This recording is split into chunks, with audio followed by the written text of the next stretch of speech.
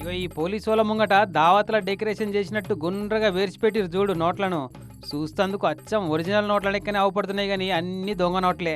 మొన్న 7 తారీఖు నాడు సత్యసాయి జిల్లా ముదిగుబ్బ మండలం జిన్నేపల్లిలో ఉండే నాగేశ్ అనట ఆయన తన 2 గొర్రె పొడేలను కొని ఈ దొంగ నోట్లు అంటగట్టి అవతల పడ్డారట. పోలీసోళ్ళ వెనక మొఖాలకు ముసుగులేసుకుని నిలబడ్డాయి 4 నాలుముచ్చిగాళ్ళు. అంగట్లలో అయితేనే అమాయకులు ఉంటారు.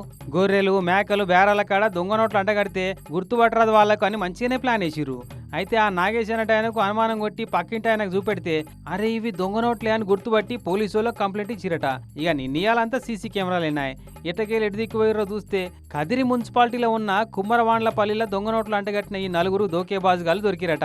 అంతా కర్ణాటక బ్యాచేనట. వీళ్ళ తానే ఎవడో 2 లక్షల అసలు నోట్లు తీసుకొని 6 లక్షల దొంగ నోట్లు అంటగట్టినట.